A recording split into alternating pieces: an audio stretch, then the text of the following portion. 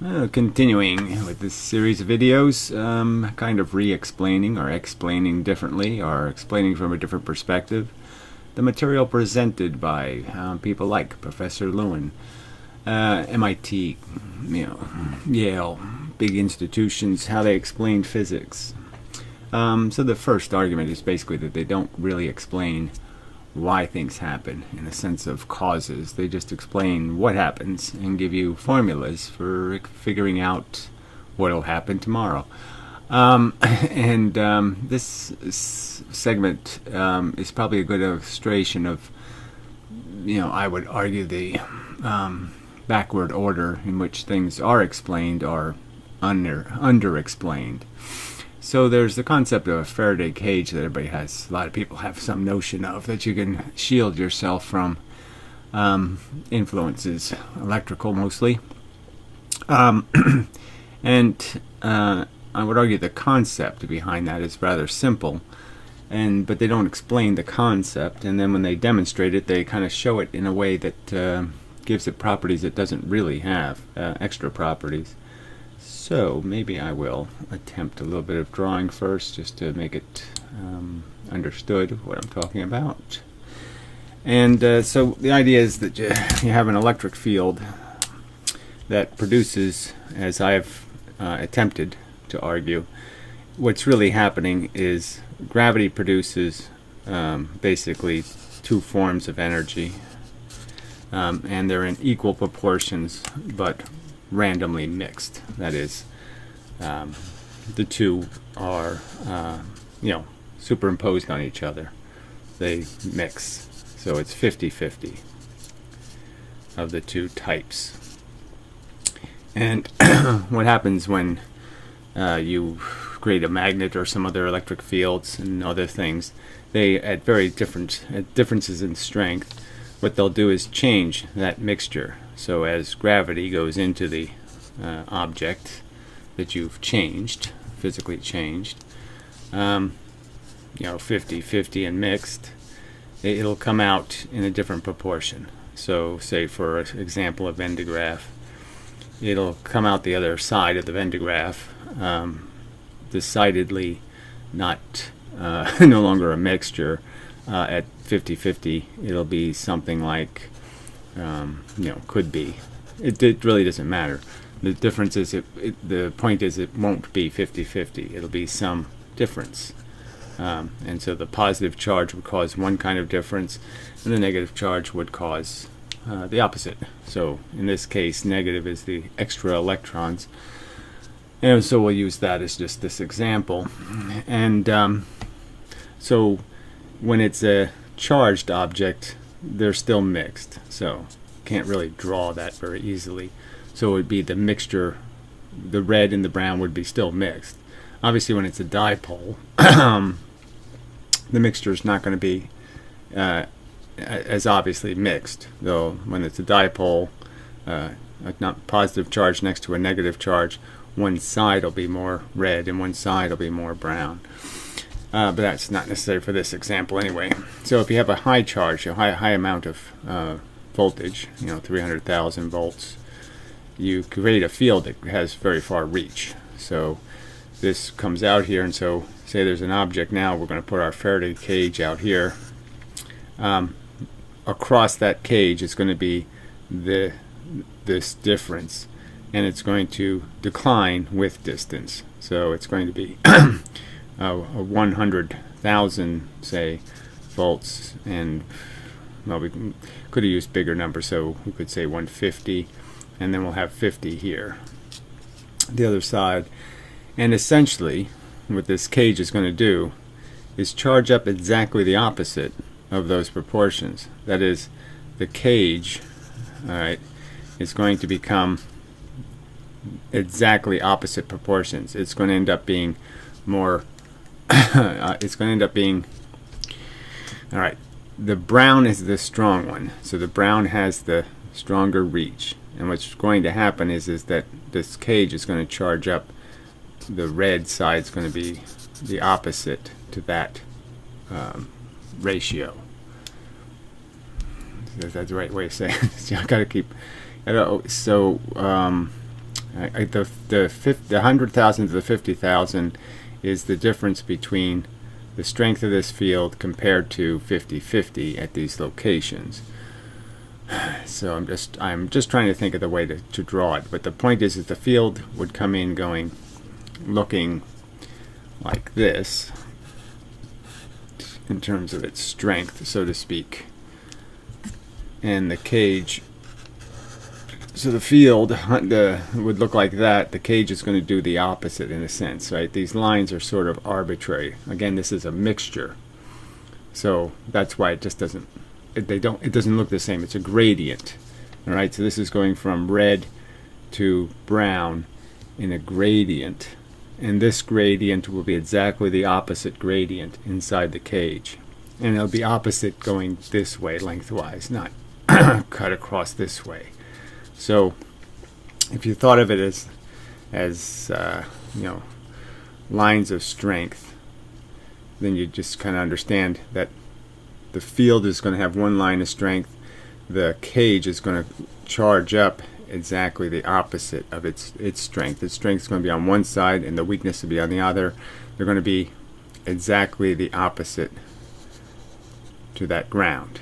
So basically everything so all the change this made to the field, this is going to undo exactly. And so you can sit inside of here and say there's nothing, okay, because this is getting undone by this. So a simple physical world example might be a bucket, and you can push it one way and the water goes the opposite way. So, and then if you put another bucket inside that bucket, it'll be going the opposite way, and they'll all be a little bit out of phase, but one will be kind of undoing the pressure change you made. So you make a pressure change in one direction, it acts equal and opposite in the other direction, and essentially kind of undoes what the first one does, or at least dampens it. And that's kind of a way you can get rid of noises or movements, is by creating systems that are taking advantage of the opposite and equal reaction kind of thing. So anyway, this is why the thing works, is because the induced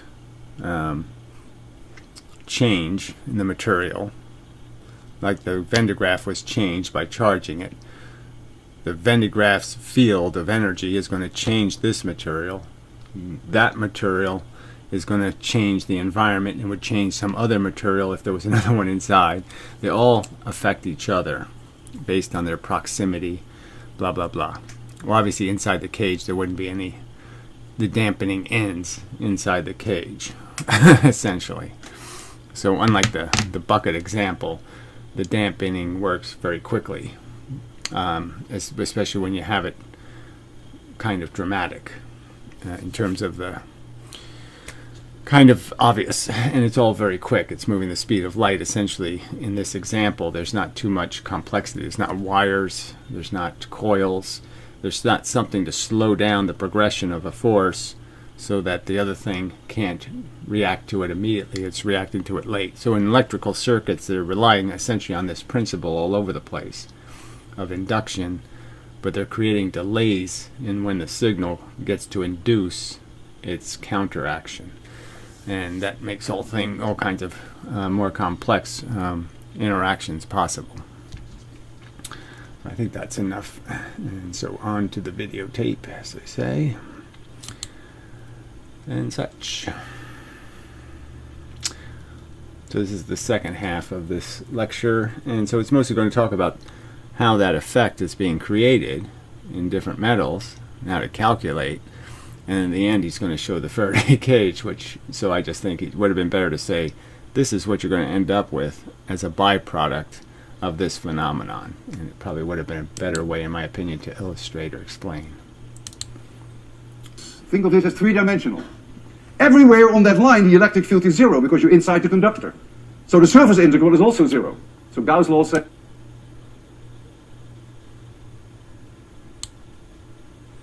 So Gauss' law says there cannot be any charge inside that box. And so, again, the charge has to go to the outer surface. And not So it's not really Gauss's law that's imposing anything. It is physics. So there is a physical reason why the charge goes to the outside. And the physical reason is that the ions, essentially, repel each other. So whether you have an excess of the small ions, the let's call them negative, or the big ions, the positives, or vice versa. If you have all big ones, then they all repel each other, and the surface is the only place to get more space. You need more space if you got all this repulsion inside of you, and they can't make the space on the inside because then the material falls apart.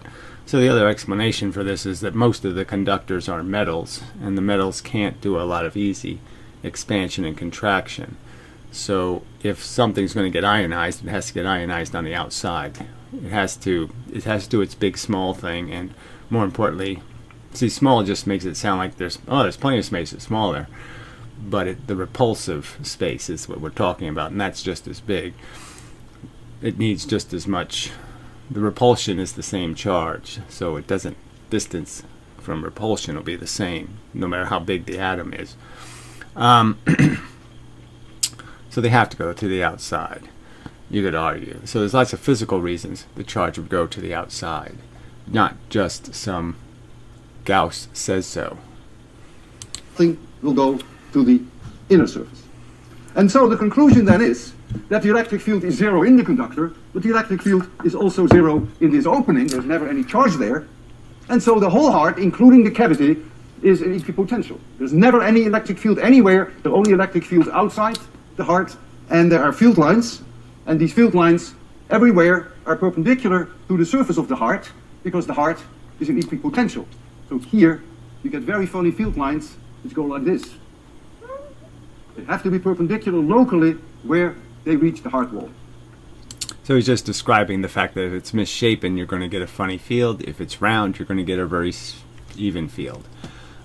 Because the shape is going to dictate where the charge is. Obviously, if you have a bend in the surface, then you're going to be forcing those ions close to each other again, and they're not going to like that, so they're going to move away from the place where you made them closer together. And if you bulge something out, they're going to like that spot because it's going out, has more surface area. The bigger the smaller the circumference, the more surface area proportional. And so they're going to go there because they'll have more space. Kind of why in electricity, when currents jump, they jump from the little peaks usually, because that's where the most charge will be. It's on top of the little peaks. I mean, it's also closer. It just happens to be that peaks end up closer. But that's where they like to be anyway. So even if the peak wasn't closer, it'd still be the place to go because it's going to be more charge on that peak. Earlier in my lectures, I showed that a uniformly solid sphere has electric field zero inside. And I even showed to you that a hollow conducting sphere also has zero electric field inside.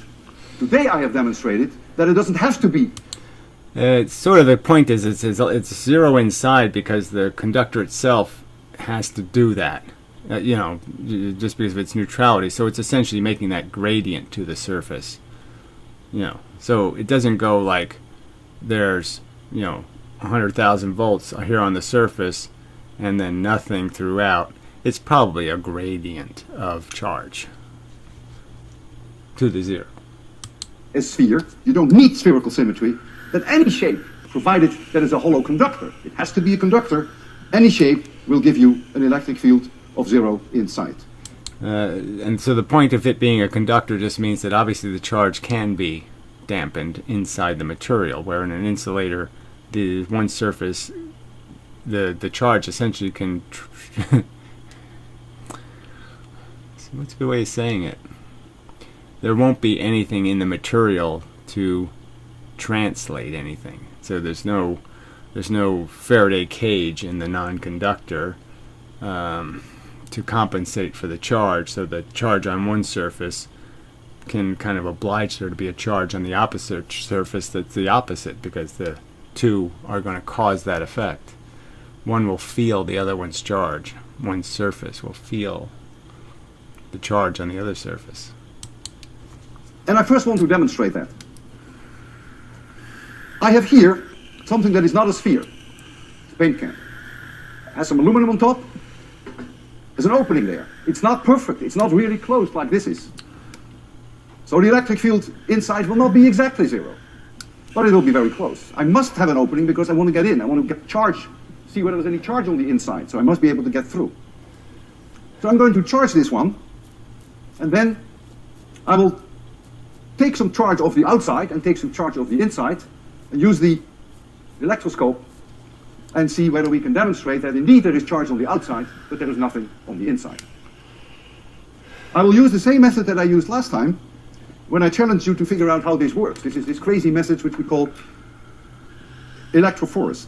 Electrophorus. It's difficult to pronounce. Electrophorus. We have here a glass plate.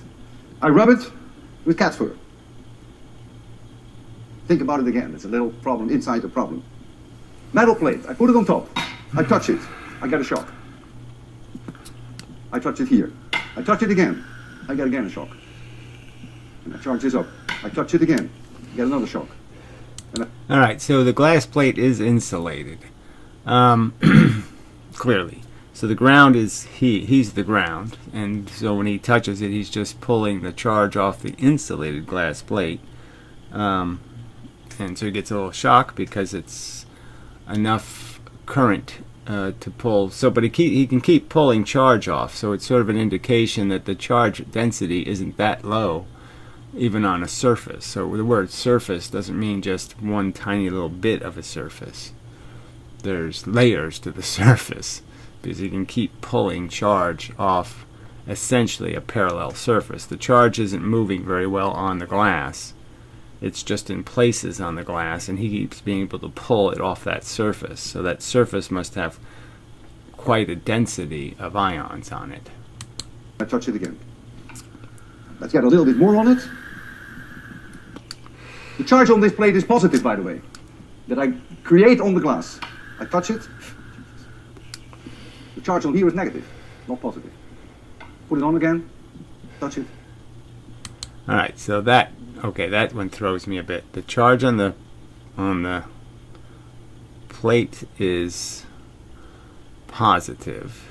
He touches it and makes the charge on the thing negative. Yeah, I'll have to think about that. I guess it's a dipole when he puts it on the plate. It creates a dipole, but it's direct contact, so it can't be a dipole. It has to go positive. Oh, but it does have the negative electrons. I have to account for the fact that it has a limited number of electrons, so it can't unionize the positive charges. So the charges inside that metal plate have to be the only ones that get converted. And so they convert to positive as a reaction to the negative. Okay, and now he's putting the negative charge on the bucket. Okay. Yeah, it's very subtle. You got to keep track of all the movements. Eesh. Okay. So I should have negative charge on there now. Here is a little test sphere. It's a conductor. I'll take some charge off from this side. Touch it. Boy, there's charge. No question. We agree, right? There's charge. Okay, now touch the inside. Let's hope that no sparks fly over. I touch it. Nothing. A little more convincing if he would have touched the sides, but who cares? We get it. See it? Absolutely nothing. So there's no charge inside, the charge is on the outside, which is what I just demonstrated. You see it in front of your own eyes. All the charge goes to the outside. Not so intuitive, but an immediate consequence of the fact that it's a conductor, that the electrons will move freely. And understood also that it's ionized. It's ionized all one way, all making positive ions. It didn't intend to make any negative ones. Kind of a thing. Yeah. so that the electric field in the conductor itself is zero. And we have argued that no charge can ever go on the inside of the surface. It all stays on. Well, all the negative ions are what's kind of the glue between the positive ions, no doubt. So they're between the layer of positive ions. The layer right below them is likely the negative ions because they're holding the positive ions onto the surface. So the subsurface right below the positive ions is negative ions. On the outside. So when I touched the inside, there was no charge. So if you are inside that conductor, if your house is a conducting house, and someone in the outside world charges your house up, when you're inside, you have no knowledge of that. That's quite amazing, isn't it? You are electrically shielded from the outside world. Now I'm going to make the situation even more complicated. I now take a conducting object, doesn't have to be a sphere, and I bring that conducting object, hollow, in an external electric field. So someone outside your house is turning on a Van de Graaff, creating an electric field. What now is going to happen? Well, due to induction, you're going to get some charge polarization in the conductor. One side may end up negative, and the other side may end up positive. But what happens on the inside? Nothing.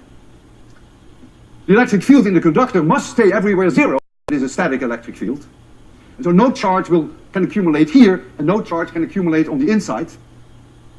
And so, as you bring this electric field on the outside, you may get negative and positive charge on the outside, maybe negative here and positive there, but inside, nothing.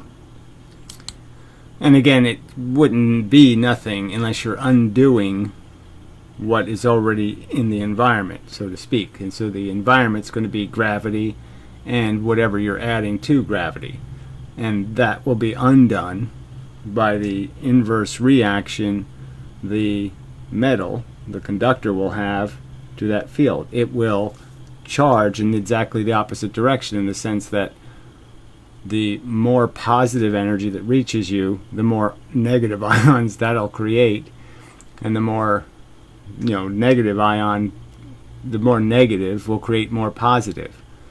So it'll be proportional to exactly what the field that's going through it. It'll be exactly the opposite, because the two induce the opposite. The magnet induces the opposite polarity of the magnetism in the iron filings. Their magnets pointed in the opposite direction.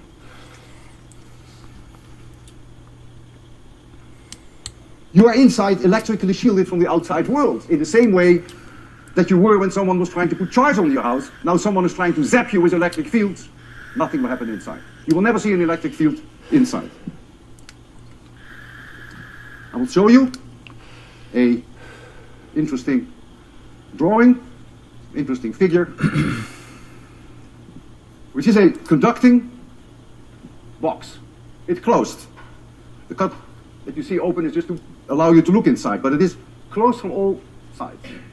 And there are some negative charges here, and there are positive charges in the foreground which you don't see. The red field lines come. So I would argue this is an example of the same thing as the superposition argument, that so you're putting charges from different directions at different strengths and different polarities, and each one will be dealt with by the box independently, and it will charge in that direction of the strength of that charge exactly the opposite. So wherever there's more positive force, more red force, it'll go higher black.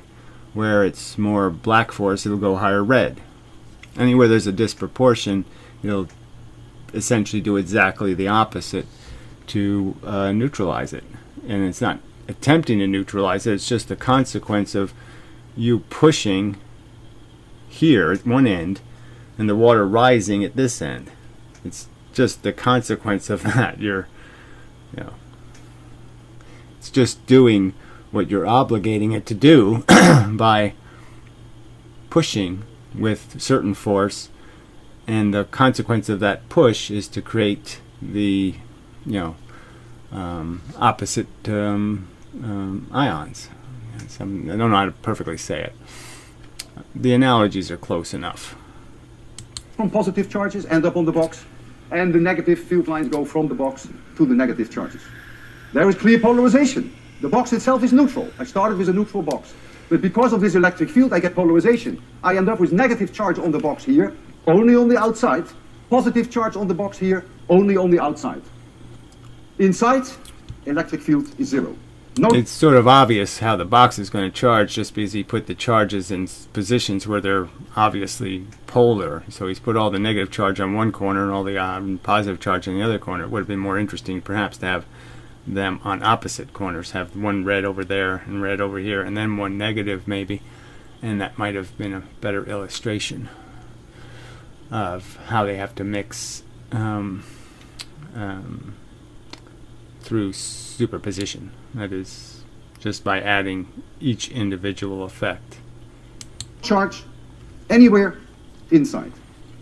Due to this crazy electric field, the free moving charges in the conductor will rearrange themselves in such a way that the electric field is zero everywhere in the conductor, is zero inside the cavity, and that the closed loop integral of E dot dl is zero everywhere, if these are static fields.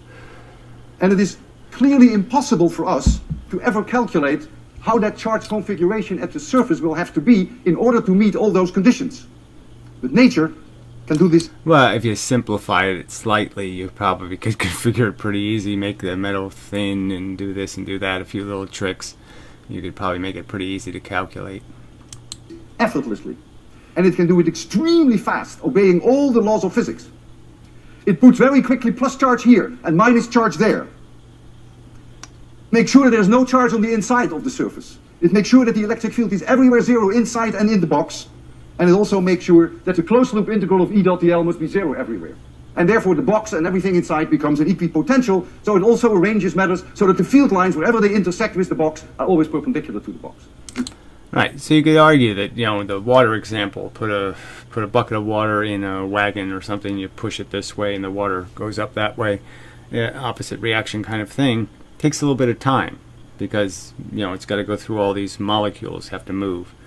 But clearly inside the material, this can happen really fast because the force, the pressure pushing the electrons around is, moving the speed of light. So it doesn't take that long. All of that is done in almost no time at all, by nature. It's an amazing thing that this happens, and something that, as I said, would be impossible for us to calculate because the field configurations are extraordinarily difficult. So if you're inside... I would argue that we could do very close estimates without too much work at all. Inside this metal box, no matter what happens on the outside, you would be electrically isolated from the outside world. You would not notice that there is a strong electric field outside, nor would you notice that people are trying to charge up your house. We call that electrostatic shielding. So again, what you would notice is the same thing you'd notice if you were in the field without the cage. And the rest of the world is doing exactly the same thing it's going to do. The cage isn't going to change their world. Nothing on the outside will be changed. The only place there'll be some changes are on the inside. So you won't see anything different. You won't see anything affected differently. The only thing different is that you personally aren't going to get charged. And we give that a name. That house of yours would be called a Faraday cage. It's called after the great physicist Faraday. You will learn a lot more about him during this course. Before I demonstrate it, I want to address an issue which is related to problem 2.1, which is your next assignment. And I want to urge you, I make myself no illusion, but I want to urge you to start working on that assignment this weekend, not next week. These assignments are not just baby assignments. These are MIT assignments, and you got to put in a lot of work to do them. So please start this weekend, not to do me a favor, but to do yourself that favor. But let's talk about problem 2.1. In other words, I will help you with that problem 2.1. I said several times that it is not possible to get an electric field inside the hollow conductor. Well, suppose I go inside the conductor. I go inside there. And I put sneakily a charge in my pocket. And I sit inside there, and you close it. That there's a charge inside, there's nothing you can do about it. And if there's a charge inside, there's the electric field. So now we have a situation. So just create the opposite circumstance where the charge inside will do the same thing as the charge on the outside. It'll put a charge on the inside of the plate, but that charge won't be able to get to the outside either. And since it is post-Valentine's Day, my heart has evolved into a sphere again. So now we take a spherical conductor, solid, this is solid material, and somehow I'm sitting inside here with a charge plus Q. You can make it minus if you want. So that's exactly what problem 2.1 is about. And now clearly, there is positive charge inside, so clearly there has to be an electric field. But the electric field inside the conductor, that means the electric field anywhere here, must be zero. If it's not zero, the electrons will keep moving until it is zero. So the conducting material itself has no electric field.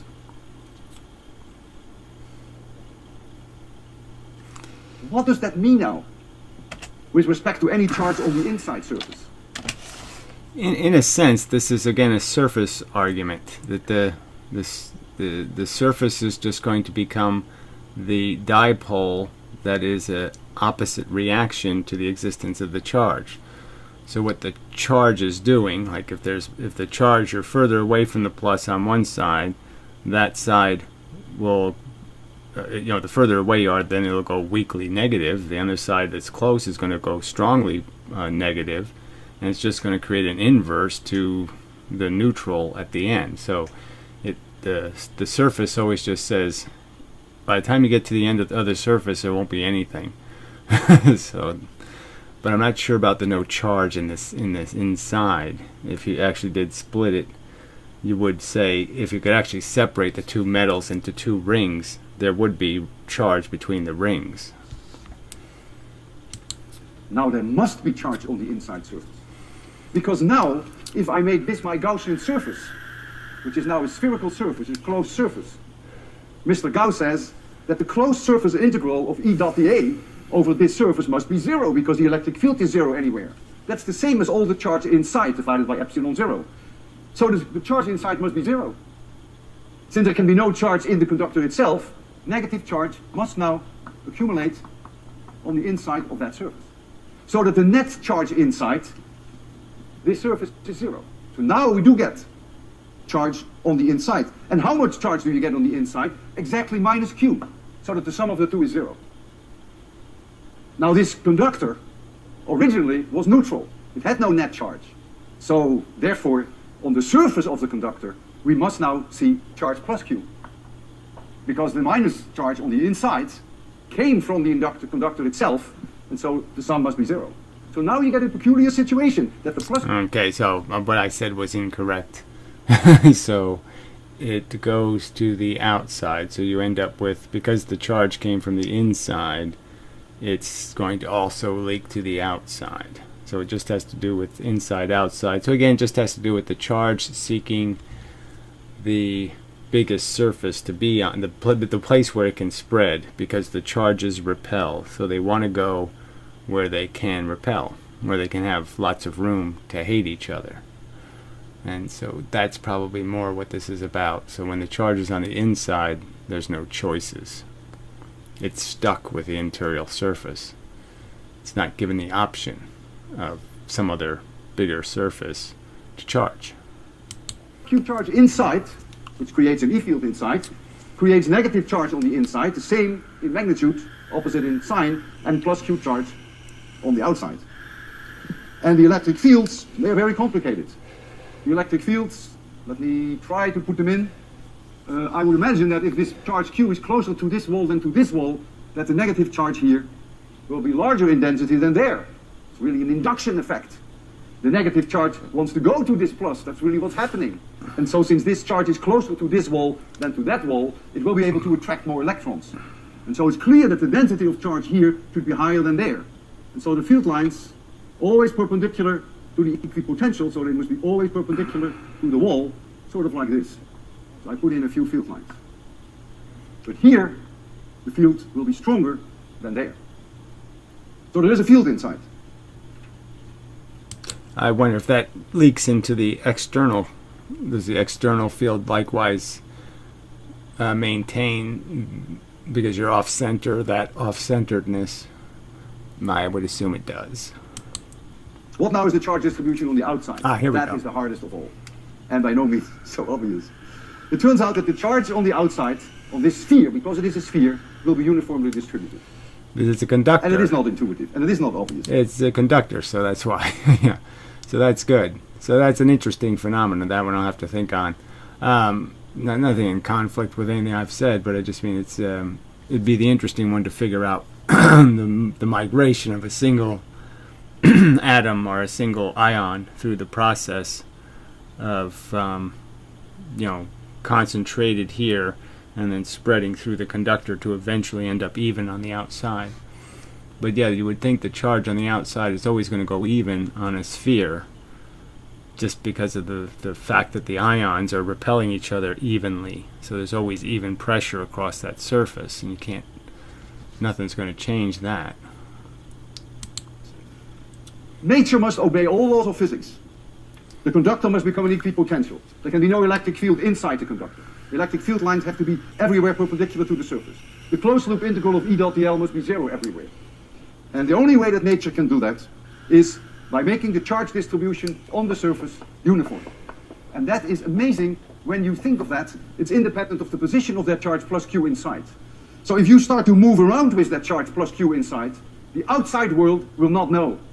The outside world only knows that there is a charge plus Q uniformly distributed on the outside because it is a sphere.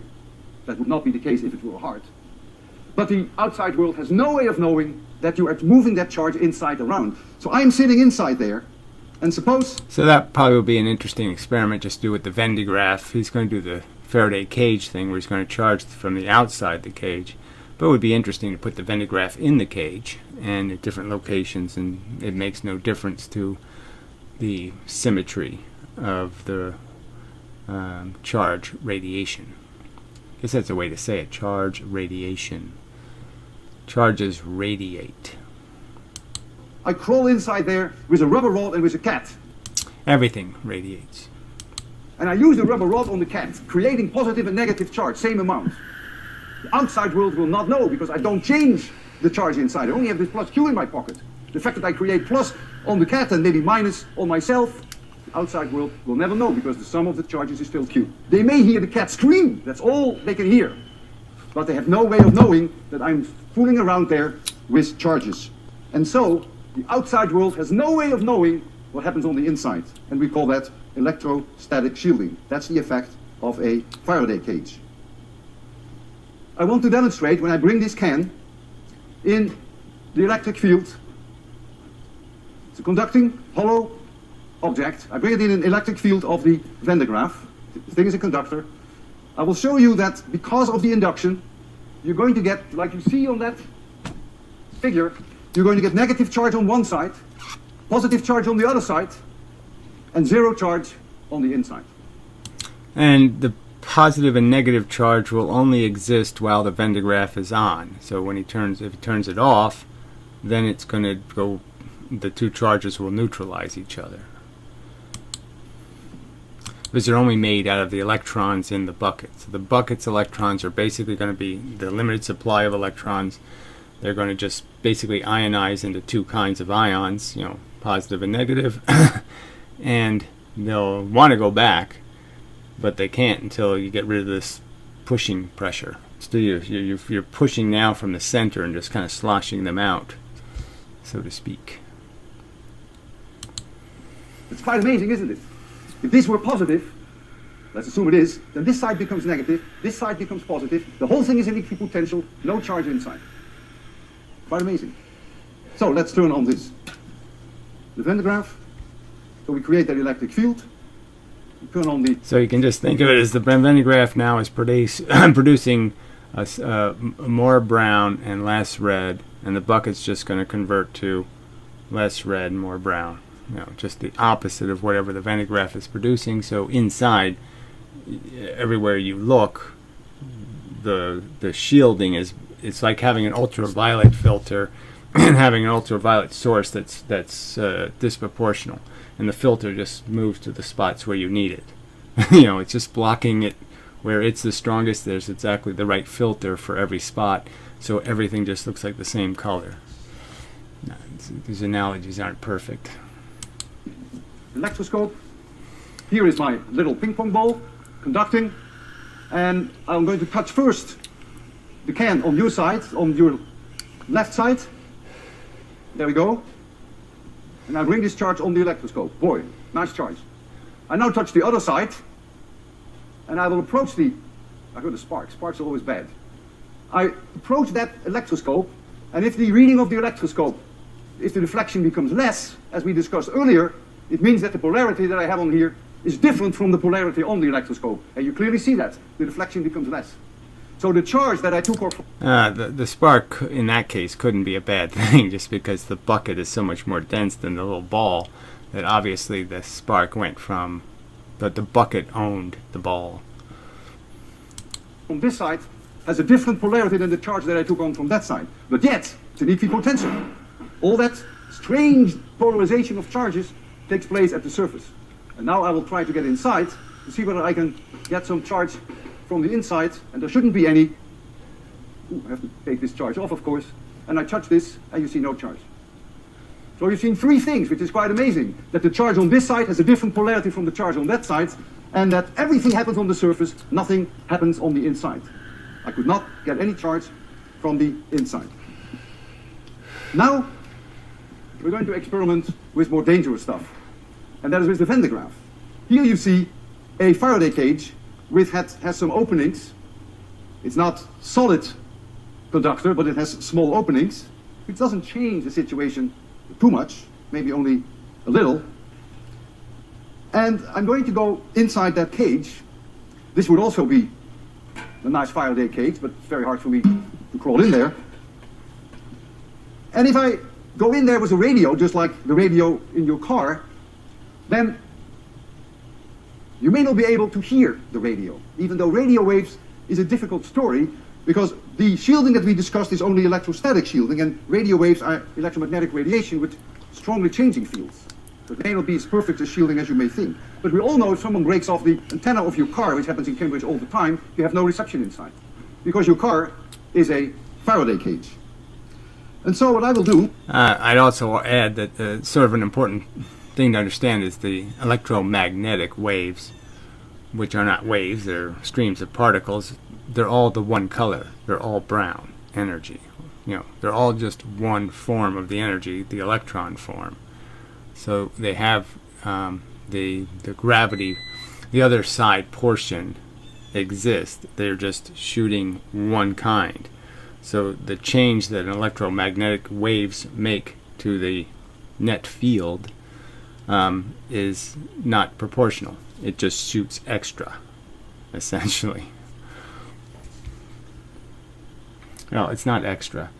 It is yes, it's a conversion. The only part that the signal is on the brown part. Maybe that's a better way to say it. Well, we'll see. I will go into the cage. I will first show you that when we charge that cage, that we bring it up to a few 100,000 volts.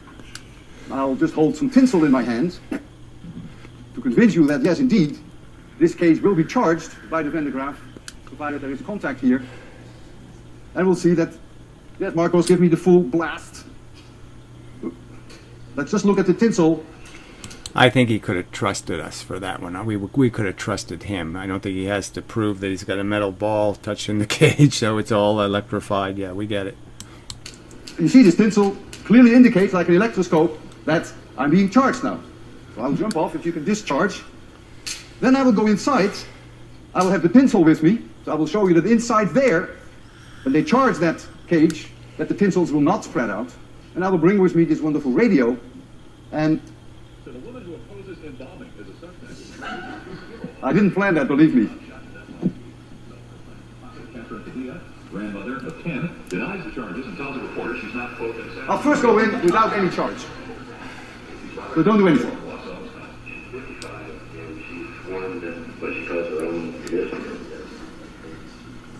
Nothing. I'm shielded. However, there is a problem. You can still hear me. Yeah, so taking the radio in was sort of, kind of deceptive, because the radio just has to do with the spacing in the bar. So just like we can't see him very well, the radio signal can't see the radio very well.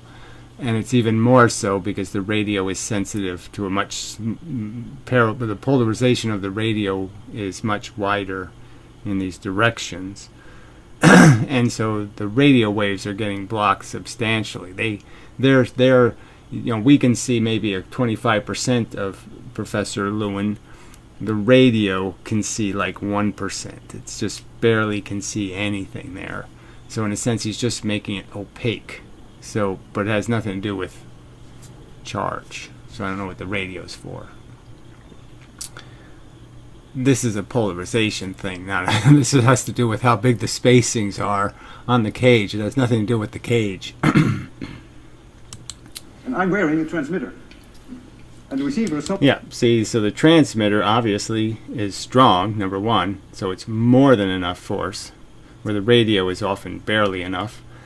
So it's very sensitive, as a mechanism, because it's only using 40 yards away, transmitter to receiver, and it's higher frequency, so it's in the gigahertz where the radio is a megahertz, and so the size of the little openings is what's deciding what can get through and what can't get through.